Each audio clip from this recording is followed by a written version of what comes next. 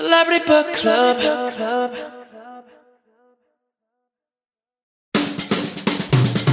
Who's that knocking at the door? It's all your friends, you filthy whore. Your husband's gone and we've got books and a bottle of wine to kill. It's Hollywood. It's books. It's gossip. I'm shook.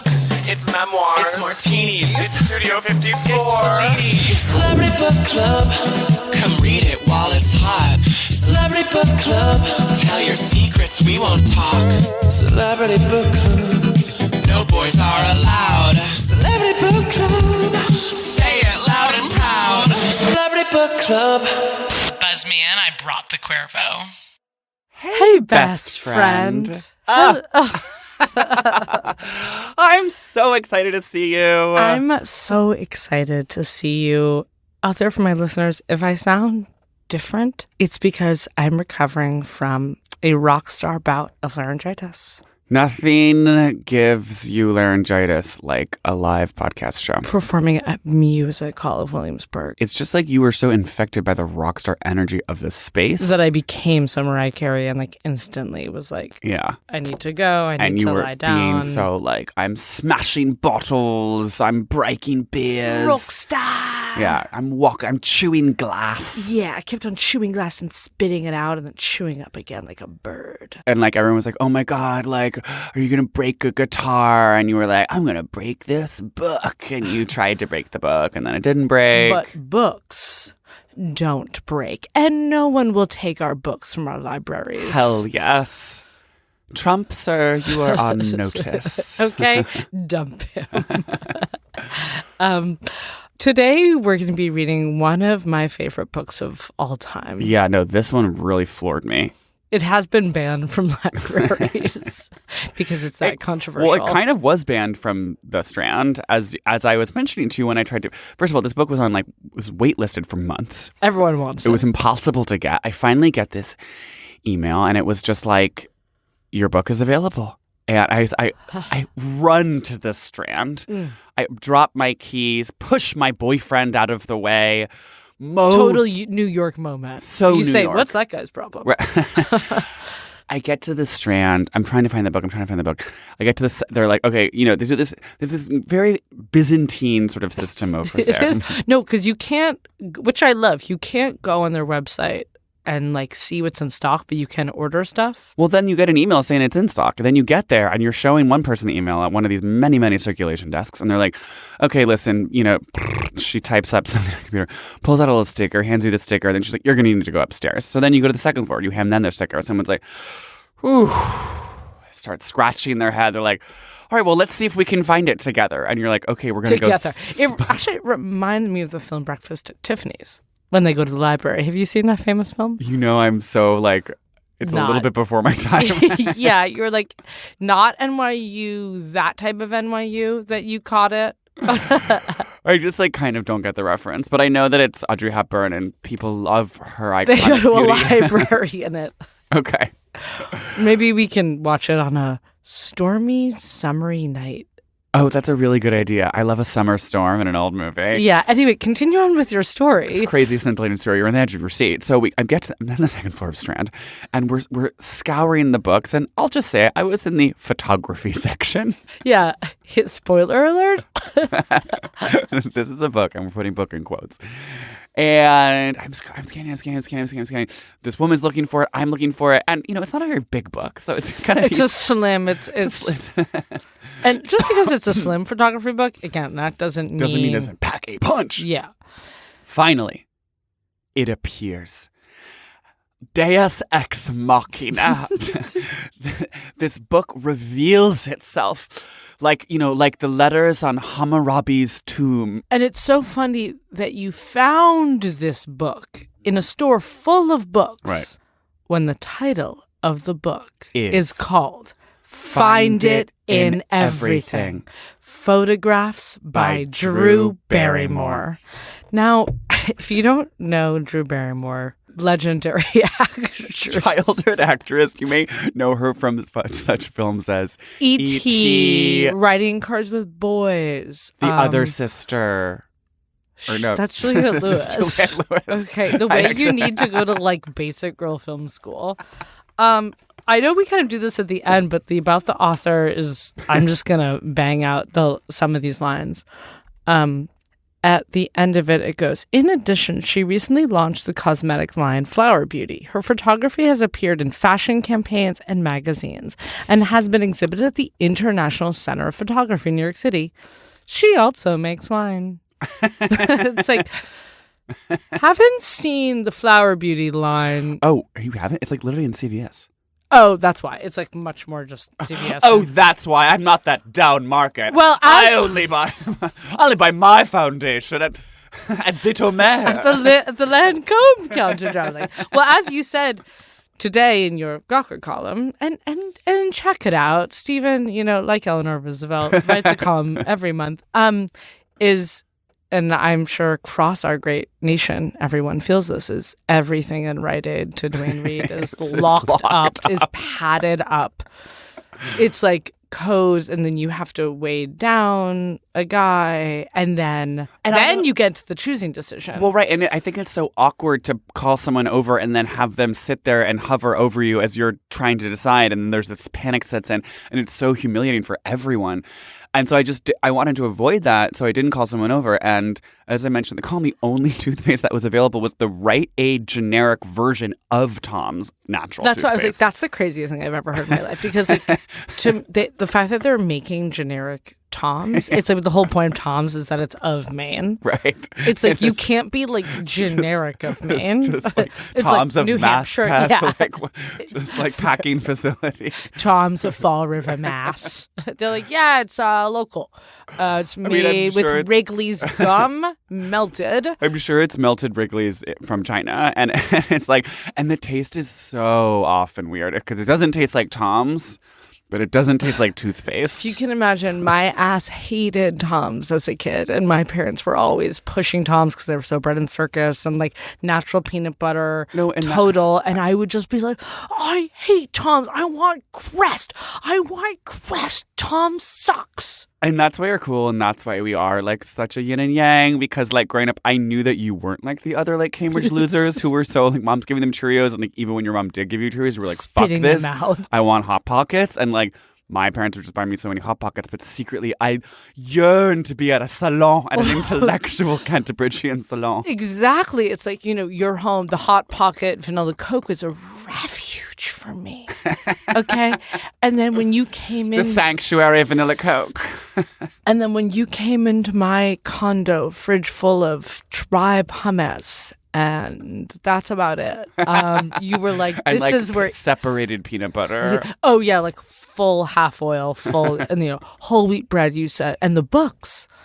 You said this is where intellects live, conversation. Yes. Politics, art, semiotics. Oh, religion, sexuality. I mean, the way my parents never discussed religion and sexuality at the dinner table. It's a crime, and we're going to change that today. Today. But, okay, to the anyway, book. The toothpaste is gross. That's all I want to say. I bet it is.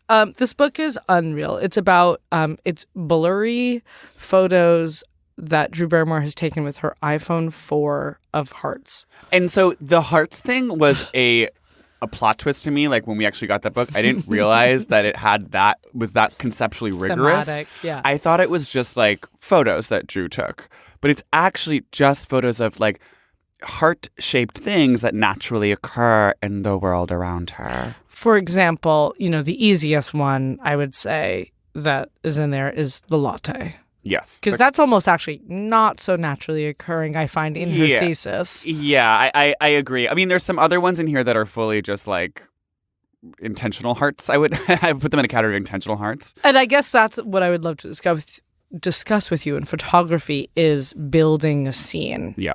I had a huge photography practice in high school. Right. You were so pinhole darkroom. Darkroom. And I feel like high school is... photography should stop. I think photography is best and worst in high school, and most people it should just stop in high school. It's a high school moment. Let's just get into photography. Let's just go. blow the doors open Okay. right now. I think that first of all, photography is the most boring thing you can major in if you go to art school in college. But it's what opens it up. And as we know, I went to, if you're a listener, a very progressive, artsy high school. So I was taking pinhole photo, photo 1, photo 2. Pinhole photo rocked my freaking world. And it was punk and it was weird. It's punk. You get an old, oatmeal container. You put photo paper in there. You put a pin in it. And then I would Drew set up scenes. I remember this actually made it into kind of the best of like Mod 3 art show. I put Altoids on, I want to say, a piece of celery. So you were shooting a still life. You were shooting like. Yeah, I would set up still lives for my pinhole. Well, I don't. But she doesn't set any still. I mean, like her whole thing is everything is found. Everything is natural. Well, that's what I wanted to talk to you about. Is like, you do think that there's some that are stuff a little bit staged? Yeah, like this beautiful photo of chili flakes. You think she arranged them in a heart? I think she did. Also, because some of them are like, there's like a door where it's like there's a heart-shaped carved in a wooden door, and it's kind of like, yes, that a human made that carving. Or like she finds like a little like heart that someone drew on like a bench or something. I just flipped open to a page that's a black cup of coffee with a flower bubble. Oh, no, sorry, it's a tea string. Yeah. It's tea. so it's actually tea. Because I was actually shocked. I was like, the latte, and I was like, Drew drinks black coffee that doesn't add up. And then you were like, oh, no, wait. No, it's black coffee with a tea bag in it. That was huge for me in the discourse of this book. And it says, my morning cup told me it was going to be a good day. I love that. I love that so much. Well, it also kind of, when I read that, I thought, the morning is such a like, it has so much purchase in like, the public imagination and in like the history of art and the history of politics. And like we always think of the morning as the cup of coffee. But there's so many stereotypes about morning. Right. And yet I do feel like the morning, at least in my life, is gone. Like, and because like, or at least that moment of morning. Even if I go to the coffee shop, I get my iced coffee, I come back. Tears are streaming down my face. I make breakfast. Like every day I tend to make like granola and yogurt and some fruit or something. But I don't have like that moment where you're like, it's morning, like with the paper and you're sitting, because it's like phone and computer and like everything. Although, actually, you know what? Maybe I take this back because I do listen to WNYC, and that does like signal morning to me. Brian Lair is morning. Morning to you. Okay. And you are being tea. I guess. Have a routine. But I never feel like I'm approaching the day with a sense of calm and like reorganization. For me, isn't that actually what more? And this is the stereotype about mornings. I thrive on not entering the morning with a state of calm because like I want to be Dunkin' Donuts car, nail polish, late 10 outfits, 10 hours, like Aniston, blasting music, boots, Jamie James Decker, big portfolio. Big portfolio. You're spilling your like coffee on the portfolio and you're like, God damn it. This day is fucked. Right. And you're swinging into a Zara like on the way to work. Right. 3 hours later, it's 5 p.m. Right. And that's like a fun fantasy to get into. I think there have been a few times in my life, when you wake up early enough that you're not tired. Yep.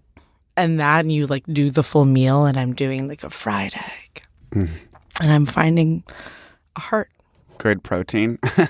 Really good protein. You're seeing a heart in the oil streak on the cast iron pan, and you say, today's going to be a good day. Today's going to be a good day. I want to do, just to circle back on our photography conversation for a second. Let's keep going, yeah. So first of all, I find a lot of fine art photography to be unbelievably boring.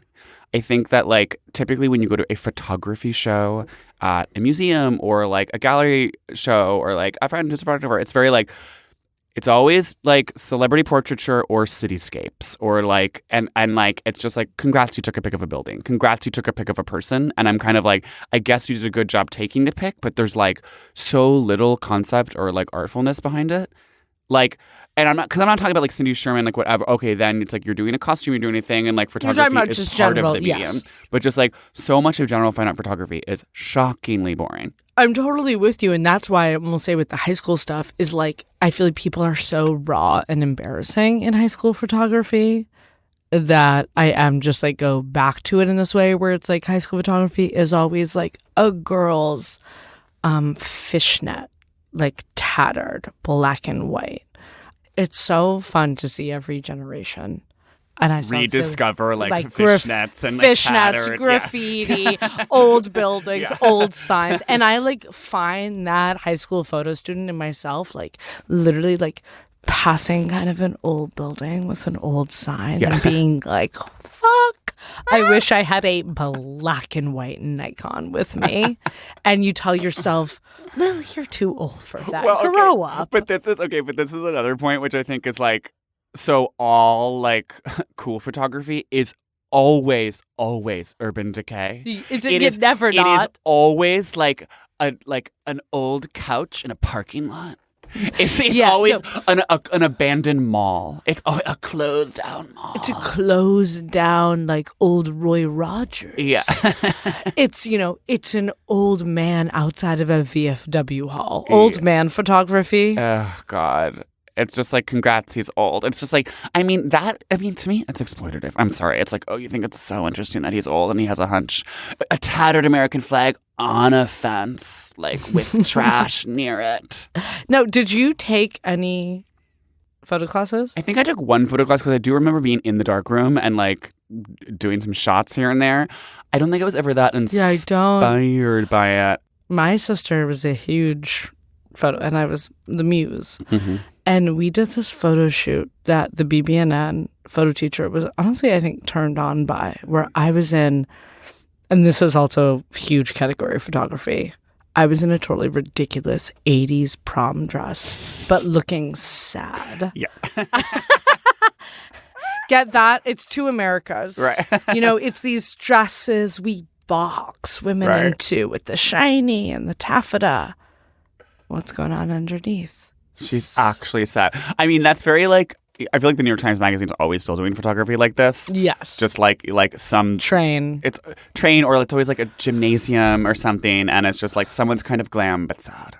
Glam but sad. And Drew really her photography does not, I think, fall into any of the categories that we were just ragging on. And it's so brave of her to be that famous and be like... It's extremely calendar, like CVS calendar quality, like in the coloring and the cropping. Like this photo of someone feeding a heart-shaped kibble to a cat, that's just like pretty blurry. I first note on here was just blurry photos. Okay, this photo with the like this 70s is giving blinds, more this high is school more college. High school college photo. Yeah. Like a little bit Urban Decay thing where it's like people also love like I think Southern California aesthetic is very during big in the photography. day, Yes. Empty California ranch house during the day, dark in the house. Yes. Very that show with Laura Dern. Blinds shot. Big 80s blinds. A dentist office.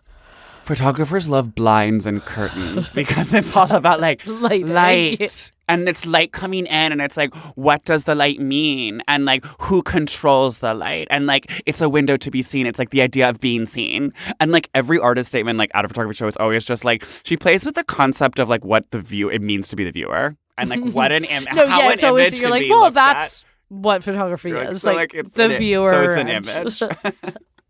Okay, this one is really interesting. It's two actually gorgeous pancakes. And I will say Drew is a celebrity who eats carbs. There's bagels and pancakes. Yes. In this book, and chili flakes, supposedly, I'm thinking, for a pasta or a pizza party she's having. Anyway, so she has this photo of pancakes, though, and she writes, I made these for and there's hearts in the pancakes, and they look like num-num, too. And let's just say the heart is like, this is an accidental heart to me. Like, this is the total accidental. The batter kind of like formed, clumped in one area of the pancake into a heart shape, just for our listeners out there who can't look at this book, which is everyone. And it's kind of on a gorgeous, I would say, almost Sardinian plate.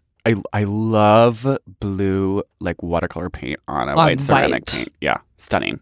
I'll note that for your registry. Please do. And she writes that she's making these from her husband, who she's now divorced from. Yeah, so she divorced her last, and I'm always getting her and like Kate Hudson confused because they both have like 3 husbands and Reese Witherspoon, and they all like married one of their agents at one point. Yes, but they're all like, I'm on the most amazing terms with all of my children's fathers. Yeah. Will Kopelman, as I want to say. That's the Drew one. That's Drew's. Yeah. And he is like the heir to Lancôme. Oh, wait, wanna I saw that. Oh, and Okay, wait, I looked that's this up. why she has a makeup line. I mean, also she's a celebrity. She is a celebrity in many ways. He is like a Lancôme heir, and then he married like this girl who is so much more of Kristen and like younger and blonder and thinner. And but she's also like the head of like British Vogue or something. Like she has some job that like girls would feel intimidated by. And Drew was like posting photos of them, like I think on their wedding day, like, and I'm so happy for you guys. I've never been more happy. Yeah. So kudos to her for taking the high road, but I'm sure deep down she's annoyed. Yeah, I'm sure. I mean, I'm annoyed. I'm annoyed for her. I'm just like, fuck this bitch. Fuck this, like, stuck up fucking. And did Vogue you bitch. watch? I don't know if you're such a Drew head. Did you watch like when she had Tom Green on? No. And like it was so insane, and it was like the first time they've talked in 20 years. Oh, sounds really awkward. Yeah, but I was like also rooting because I'm also such a Tom Green head. I was like, You want them to get back I want together. them to get back together. But you weren't seeing the sparks fly.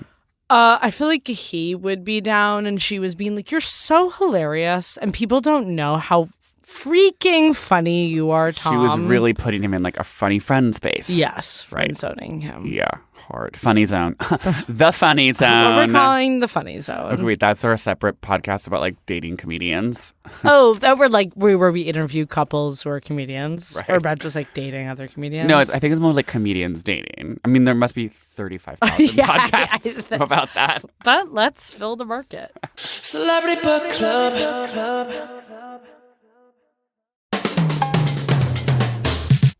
So she's single. There's another amazing photo where it's of tuna.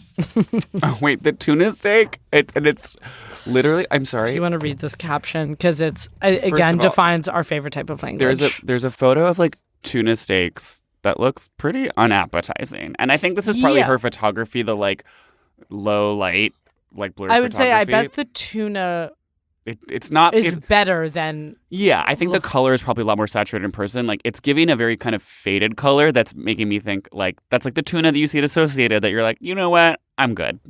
Yeah, I don't need to make Associated tuna steaks tonight. Okay, here's the caption. I was in a huge fish market. My girlfriends and I were shopping for dinner. I asked the man for tuna steaks, and he replied, "Which ones would you like?" I went to pick some out, and everything turned technicolor. Because you saw the heart. Yeah, it's like, well, you took the photo and actually everything turned a little bit gray. Things didn't get totally technicolor there, Drew.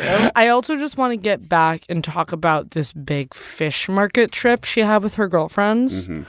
And do you think that it was in a foreign country, or do you think it was like Los Angeles's big fish I market? was either like, okay, foreign country. They're in like Sardinia. I keep on bringing up Sardinia, but like they're in Italy, Japan. I don't see them like cooking a meal on their Japanese trip. No, you're right. They're going out. Yeah, it's not like. I feel like we could That's try. not a Chica like let's cook dinner kind of trip. Like unless what Drew, Japan is where you go with your boyfriend. yes, Your fiance. And you post so many photos. And you're of, just being like, this country was amazing and taught me so much. I always feel like when people go to Japan with their lovers, cut to this being me in like 2 years. Well, there's always one lover that's like way more of a nerd and like a manga nerd. And was that what you were about to say? Well, no, I was going to say, I always feel like, I'm like, are you guys talking or are you just like taking so many photos and like not talking? Yeah, I mean, definitely straight couples, as you know, I think are pretty much like silent. Yeah, and they're like at the conveyor belt sushi thing, and Yeah. then they're like at the store, and then they like are at like, it's always, this is how Japanese vacations go with couples. They do Tokyo, and it's like so much sushi and lights and karaoke, and then they go what looks like an insanely expensive like resort in the country that they're taking like an amazing train to. Yeah. Shout out train systems. Yes. And they're like in robes and like mats and Yeah. like And they're like, yeah, no, there's definitely a country element and a state element to the Japanese vacation of like straight American couples. But you were going to say, yeah, which is, you're saying that there's one way nerdier person in the couple. Yeah, and like I feel like it's usually the guy, and then like his girlfriend is there, and she's just like, it was really cool, like to see Matt like so engaged, like at the comic book store. He never seems excited. Yeah. Okay. Anyway, the trip that she takes with her girlfriends to the fish market, we're thinking that it maybe is in the Mediterranean or it's literally just a domestic fish market. Right, like it could literally be like Chelsea Market. Yep. For a group, it's also the group. But of group, I'm like, girlfriends. that's actually kind of chaotic for a whole crew to go. Like, is she being like, I can't, like, can you do a Drew impression? I'm trying. I can't. Okay, the thing about a Drew impression is, see, I feel like I'm now just doing a Chloe Feynman impression of a Drew impression because she's like has such a like lock on that. Yeah. So it's a little bit just like We can't even do it. what's the point of even doing it? Okay. So, but because she always has this kind of Talks out of the thing. side of her mouth. Yeah. Mouth. Drew Barrymore. I mean, I've always wanted us to be so bourdain and go to the Fulton Fish Market at like 4 a.m. Oh yeah, and get the good stuff. Yeah, with the chefs, and you're getting like these razor I'll clams. tell you right now, that's never gonna happen. No, That's not a time of day that we operate at. unless we're leaving the club. The at club? love, and Hell you're like, yes. Yeah. And craving tuna. So Yeah, I think it's vacation. It's It just vacation. seems weird to go with if I like group chatted, everyone was like, meet me at Chelsea Fish Market. yeah, but maybe I actually could see her doing it. 'Cause she's Anyone does so it, it's random. her because she's random. Right. If anyone's going to go domestically to a fish market, Because I do feel like if you're on vacation, like is all 6 of you going to the fish market? No, like 2 are going to the fish market, and like 4 of you are like still shopping, and like someone else is like at the beach, and it's like true, but to Is get there- into it, I think a group of girlfriends could be anywhere from 3 to 6. a group could be as small as 3. Okay. Yes. And they could be like, oh my God, I heard about this amazing fish market. I want Right. to see it. Well, you know, I went to a fish market in Panama. I actually didn't know that. I thought I actually knew everything about your Panama trip. Oh, but honey, we're just kind of Yeah. cracking the surface of my Panama trip. We went to this fish market, and it was very this thing where it was like some blog had said like it's incredible, like pick your own fish, and then like some guy will cook it for you, and it's like very you get there, and there are so many like barrels of fish, and it like is so blood and guts, but it's not very. It's kind of like the fish market's kind of closing, and like. It's not really such a like grab a fish and grill it. But then there's all of these places that are like know that tourists come here. So there's like tons of restaurants like right next to the fish market. okay, because they know also it's like, I'm sure the grab a fish and grill it happened to like one tourist and Right. you have to do that at 7 a.m. and Right. they are like closing. And so they're kind of just like preying on you. And then there are so many girls like handing out menus. But then we found the place that was like the least like girl with tits handing out menus. Yeah. And it like Well, we're calling the restaurant that's not girls with tits handing out menus. and actually it was like one of the best meals we had the entire trip. Was that the clams you sent me? That was yes, the clams I sent Okay. you, and then that little ceviche just like in a little styrofoam cup with the little crackers, and it was just like so fucking cute and chill and low key, and just like a can of Balboa. You know what I'm talking about? Yes, girl. Back to the photos a little bit. A lot of one of my favorite ones was the light on my friend Robin's watch. That caption. And I forget if it was an app. No, it's pre-Apple Watch. Yeah. The friend Robin to me feels I'm about to get divorced. To have a friend named Robin. Robin. I mean, you just hit the nail on the head, Lily. A friend named Robin is what you have when you're about to get divorced. And that's the new like Catherine Keener movie Yeah. I'm going to make. Yeah. My friend Robin. My friend Robin. Long shots. Yeah. Long conversation. Because Robin is the most just like supportive female who like maybe has a husband but is not like so into her husband. Like maybe Robin's single. Like Robin Could be a lesbian. could be a lesbian. Like she could have kids, but all those things are kind of secondary to her identity. It's like friend. Friend. Robin is a friend. Robin is a first. friend first. Okay, we also have there's like a crumpled up straw wrapper. There's you know what actually is one of my favorites is the chicken breast. And again, breaded. Yeah, because she's not Kristen Cavallari. Yeah, she's literally not Cavallari. She does Drew have Barrymore kids. is not Kristen Cavallari. If that was a confusion for anyone, or Cameron, because I feel like Cameron is making like Oh, she's very grilled chicken breast. grilled chicken. She's not doing this panko No. schnitzel type of thing. Yeah, and I fucking love a schnitzel. And yeah, I think that's what Drew's attempting here. And so the breasts are kind of connected, and you two breasts together, bam, that's a heart. And it's just... And are the breasts connected? In this, they do look like they're connected.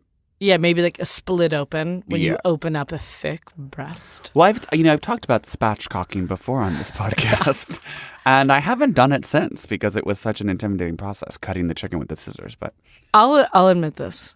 I've also rarely, I think, tried to do it once, and I think of myself as such a cook, but spatchcocking does intimidate me, and I want to be vulnerable with our audience. But see, now here's one where it's like, this is a black and white photo of a white cat with a heart-shaped, like, pet tag. I was going to say dog tag, but I didn't want to But it's a cat, and we are a cat pod, so... species it. But it's like, that's just a heart-shaped tag. You know what I mean? But she found that in everything. Okay. I guess it's like she didn't go to Petco and say, hey, can you like cut out this in a heart? Right. It just had a heart. Right. And It wasn't staged. It also feels like that could be her cat. It could be her friend Robin's Right. cat who's indoor and outdoor. Well, and this gets, back to the found art conversation where it's like, these are all, they aren't found photographs. They're curated, certainly. And, she took them. But it's like the art itself, these moments are found. Yes. They are found moments. Which I do think is art. That is just like, I saw this. No one else saw this. Moments are art. Yeah. Eyes are the camera. Eyes are the camera of the soul. And like this, this gets back to like, sunset culture where it's just like, I do. Sunset culture. To seeing sunsets? Well, yeah. And because I do find that to be a little bit like, thanks. Like when people take, I guess people taking photos of sunsets to me is very like, yeah. That. It's the most lame thing in the world. Watch the sunset. Literally, it's going to happen again tomorrow and literally every day for the rest of your life. Wake up. Your photo is never going to be as good as your eyes. It's never as good. And just like, Unless I don't have my glasses on. Right. And then, yes, then you do want to. But it's like through the Crown Heights dirty window. Yeah. And the thing is, it's like you haven't photo. found anything. At least Drew Barrymore seeing that little tag on a cat. It's like, okay, she found that. It's not the most complex or conceptual thing that she found, but she found it. But like the sunset, you didn't find that. It's there. Everyone can see the sunset. Everyone can see the sunset. You don't need to capture it. Thank you for and again, that also goes back to, and I'm also guilty of this, taking videos at concerts. No one wants it. No one wants it. To see your 13-part Azalea No. show. And when I saw Azalea Banks in Miami, which was mostly waiting 3 hours for her to come on stage, I kept my phone in my pocket. Hell yes. Thank you. And you know what? The story is better for it. I'm like, I have this fun Azalea Banks story, and I don't have to, I don't have to like ruin it with all these clunky, janky videos because I actually remember seeing it because I was there. Yeah. I was watching it. I wasn't watching my phone. You don't have to take up the gigs. Yeah. On the phone. Oh, wait. That was insane when she's like, so someone is writing in the sky and it's like hearts, and she's like, you go, girl, or whatever to it. Okay, wait, here it is. It is such a romantic notion to me to think that there may be this man up there in the sky, flying around in the shape of a heart, trying to send messages of love. Thank you. We are picking up what you are putting down. I love that just groovy, it like is her character in Charlie's Angels. But to this photo, to me, I was like, it actually does. At first, I was like, well, this guy was just like paid to write a heart in the sky. Right. But then I was like, You think he was joywriting? I think he was joywriting, yeah. I don't think you just joywrite if you're a skywriter. I feel like that, whatever that like smoke is, that like polluting fume that they use is probably quite expensive, especially these days with inflation and the war in Ukraine. Right? And the gas prices. Have you seen the plane prices? I don't Would know you if propose in the sky? No, because if the skywriter died, it would really be so awful. That's where you go first, not just like it's embarrassing. Yeah, as you know, I have a lot of like anxiety about plane crashes, and it's like, and I don't know if you remember, but and yet you turned away from me on a turbulent flight. That was before I had anxiety. when about I plane was crashes. vomiting. That was 17 years ago. And you need to let it go. I did quickly want to just mention back to the new wife, the Vogue wife. Mm-hmm. A, they got married in Nantucket. B, she was previously engaged to a Winklevoss. Oh, disgusting. I know. Wait, so Drew has to now like co-parent, and I'm sure there's like this group, like their texts are so tense where she's like, oh, like what are Drew's kids' names? Like they're not so They're not that weird. I feel like they are kind of like honor A and little bit boat. hippie. A little bit hippie, but not that weird. And she's like, oh, like boats, Honor's backpack Boats is is here. too weird, but Honor is right. Boats Honor's fine, not like, right. oh, I forgot to give you Honor's backpack. And like Vogue is like, it's cool, I got him a tote. Ugh, I hate her. I hate that. To be engaged to a Winklevoss? Fuck this bitch. No, I know. It's like, murderous. But yet Drew is still being so positive and finding hearts. She's finding hearts and everything. Well, at this point, she has to.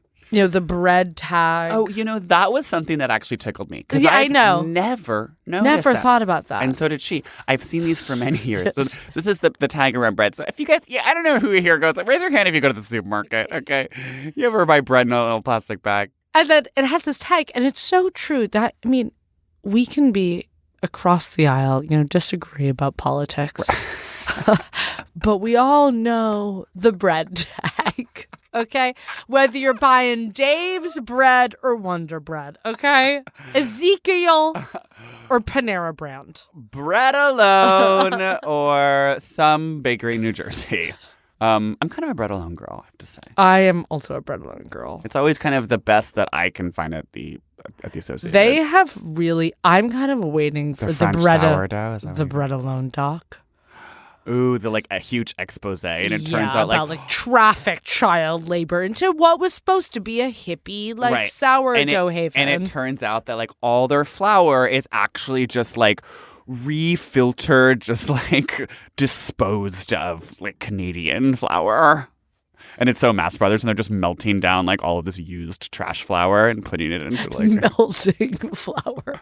And it's Anne Hathaway melting all this flour and pouring gasoline into it. Please someone make that expose. Anyway, she's talking about the tag here. I've seen these for so many years. I've handled them. It's just being I've handled which them. Is very celebrity to be oh, I've actually opened bread before. Twisted things and clamped these on. One day the heart appeared. It's been there all along. It was waiting for me to find it. I was waiting for us. Yeah. Well, you know what's funny? On the way to the studio to record this episode, did you find one? I literally looked up at the subway ad in the subway, and it was this thing that was I Heart NY Go thing. It was it was an ad for the MTA that was on the subway, but they were using a heart, and I was literally flipping through the book, lifted my head up, my eyes met a heart right there. That's Spiritus. It was it was crazy Spiritus. I was like, hearts are really everywhere. Love is all around us. Love is, and not just love is love, but love is everywhere. And God is love. And I've said this many times. God is in us. On my faith-based podcast. With your sibling and lover. Yeah. Glennon style. Both siblings and lovers are welcome on my pod. And I say this all the time. God is love and God is all around us. And people say, oh, do I have to go to a church? Do I have to pray? Do I have to memorize a rosary? Da, da, da. I was in the church. It was very, very negative. And I say, God is here. So don't you worry about him because he will always find be you, here. and he will always. He will always and be he's here. actually just waiting for you to find him. Well, and I think actually recently it was Saint Anthony's Day, and he is the saint of finding things. It's a kooky Italian holiday. Yes. Oh, right. And I see. I went on a scavenger hunt actually, sponsored by Slate. All around Brooklyn, I discovered new neighborhoods I'd never even heard of. That's so fun. Borum Hill, Cobble Hill, Cobble Slope, and it was so fun. Because my grandmother, she used to say, operator, we said, oh, Nana, I can't find, my journal. Yeah. I And can't she find worked my for guitar. Slate, right? Is Yeah, that- oh, yeah.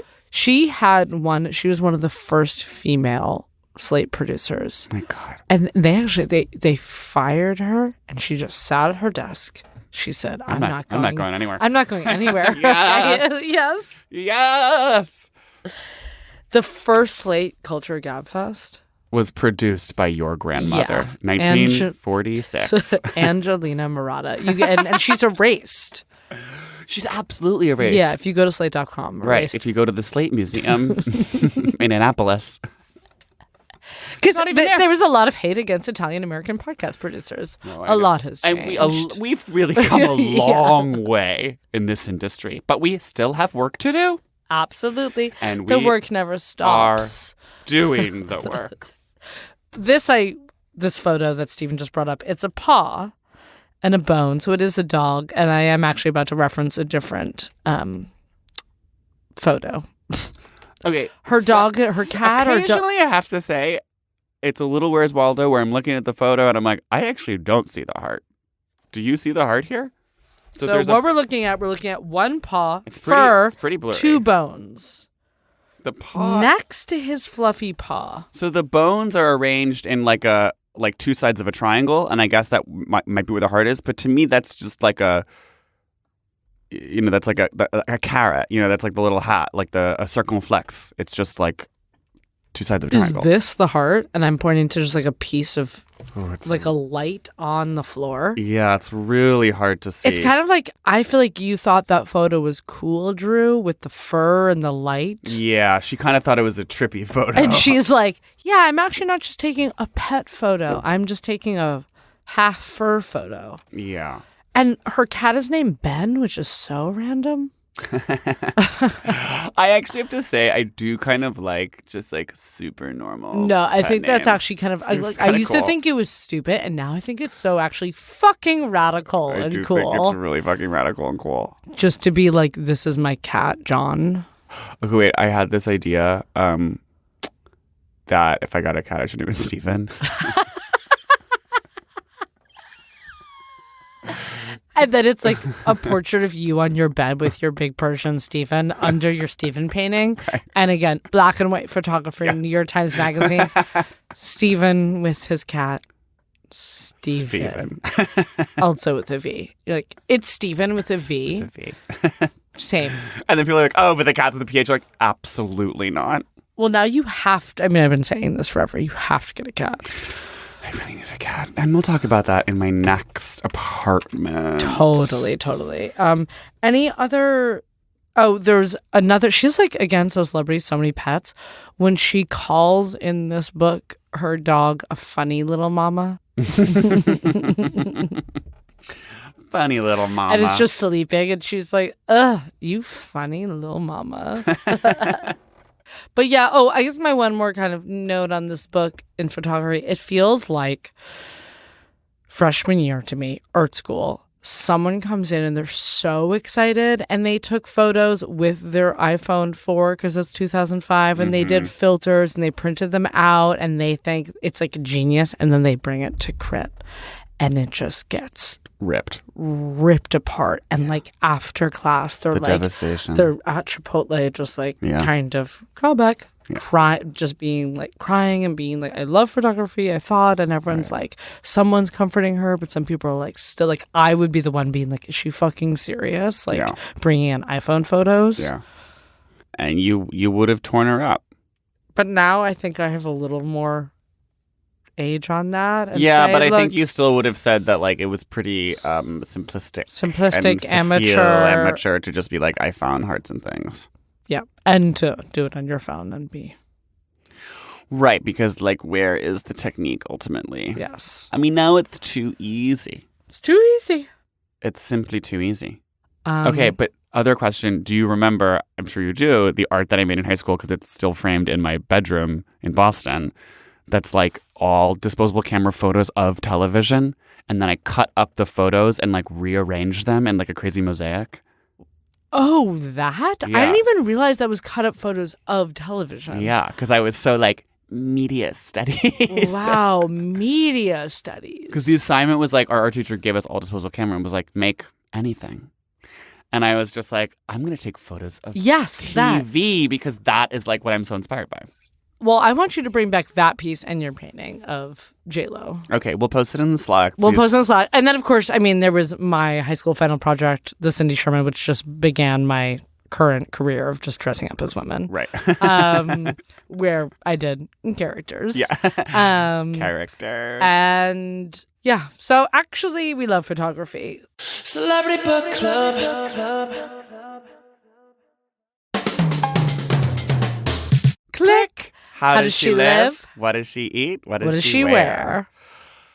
What does she eat? Let's What start does she there. eat? I mean, in As this we book, said. we have pancakes, bagels, fish market. Chicken, breaded chicken. She's getting a good mix. A lot of protein in there. I think she's getting really good proteins. I think she eats carbs when they're good. Like, she's like, yes, pancake mornings. I did watch a new episode recently of the Home edit. Okay. Where they the home edit. Yeah, CBC rec. It's these two gals from Nashville who organize like one room at a per time episode. in people's houses. It's the most absolutely demented shoot. That episode's insane because they organize her show test kitchen. The show test kitchen. So it's not even the kitchen that's like on camera. It's like the And backstage it's not kitchen. even her kitchen. And at no, it's really not her home. kitchen either. It's the kitchen that her like chief food segment producer uses. I mean, I gotta say, they did really need it.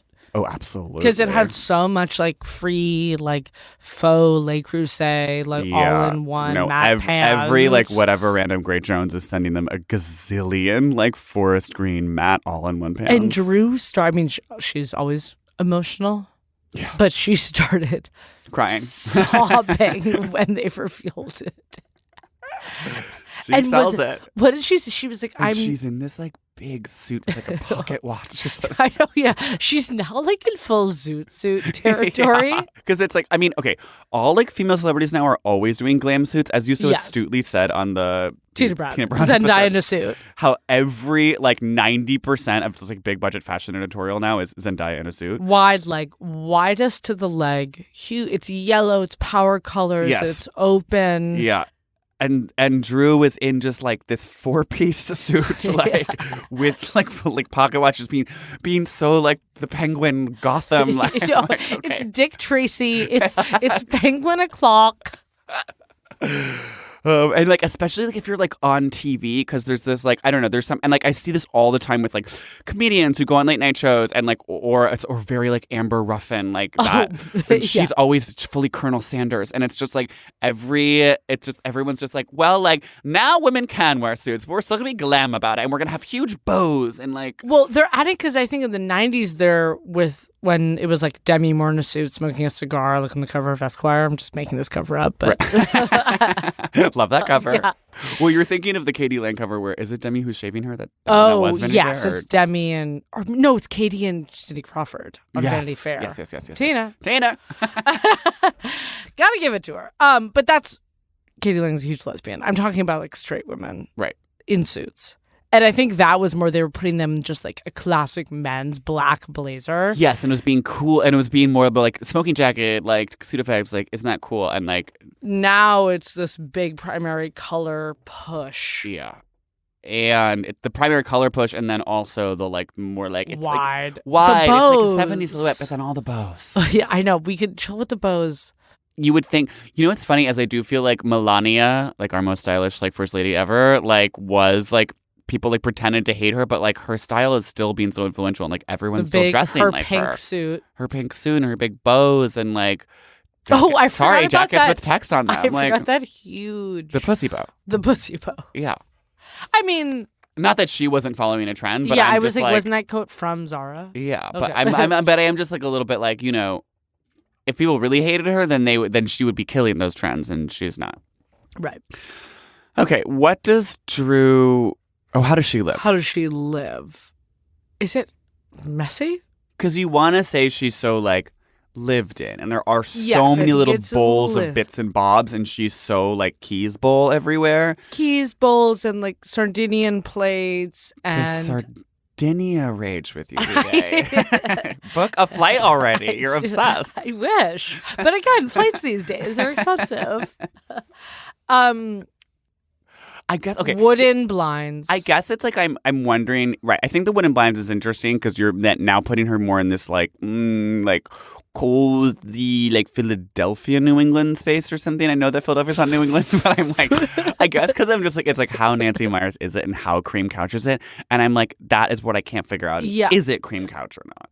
Okay, I was about to say I feel like there's or is it this like deep dark? I was gonna say blue? I feel like I think she just got, in the most recent few years, a low, huge velvet sectional. Yep. Thank you. And that is Bo. I mean, maybe she also just has that on the show. And is Bo? Like, she's wearing bows and is... Oh, I was literally just about to say, that's Zendaya in a suit. Yeah. Like, she recently converted her living room to Zendaya in a suit and got a low velvet big couch. And, because, I mean, obviously there's like a New York and an LA. Yeah.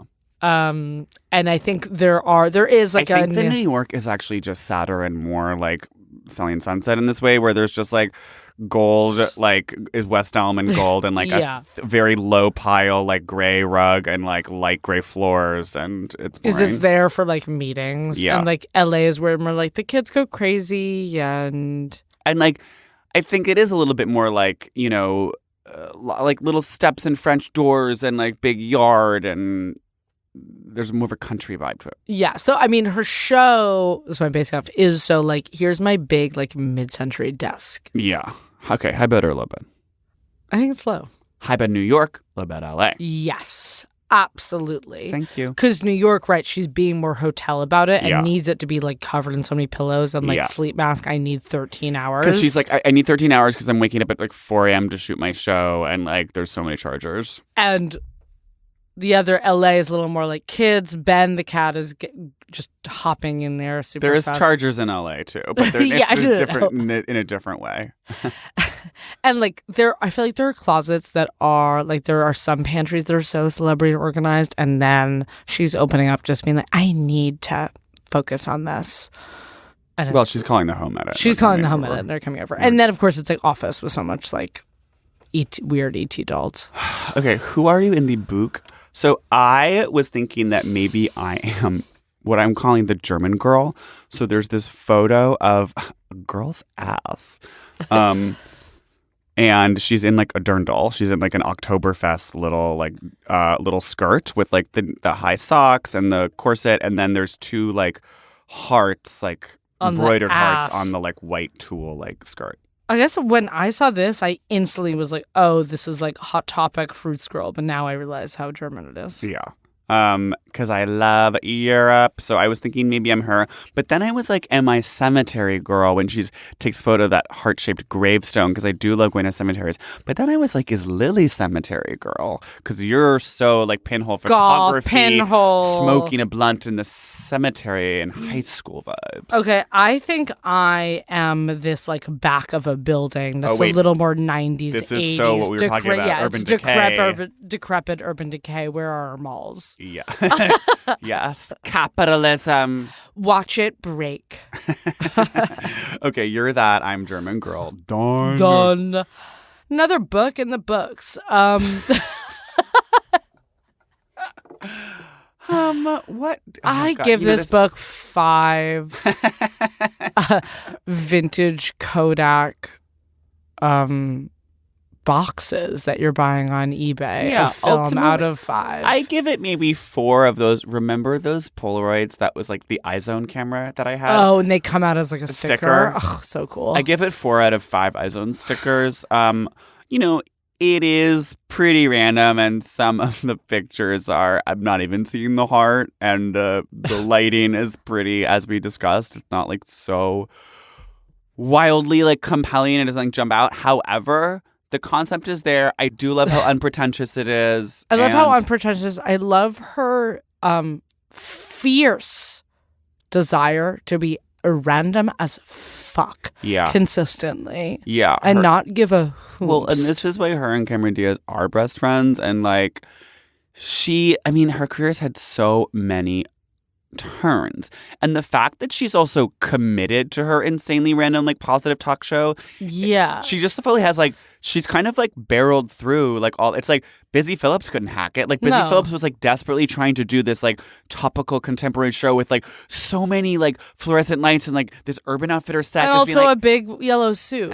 and being so big yellow suit, and everyone was like being so pussy bow on there. And she's like, and I'm so excited to like have this latest like comedian's new Hulu Plus. Oh my god, like Bae, what's the margarita rage today? And was like, Right, because I think at the end of the day, like, Busy Phillips is totally kooky and a chica, but, like, Drew is absolutely, like, kooky as all hell, and it is, like, a weird 70s talk show, and like, it's not normal. It's not normal. Whereas Busy Phillips is too modern and too, like, normally insecure in a social media way. And being, like, but first Marks. But first Marks, and it's very self-conscious, and, like, Drew is kind of just, like... I've been through it all, like, I can do whatever I want. She is a... funny mama. Yeah, no, she's a absolute funny mama. So find the funny mama in everything. In everything. Okay, well, best.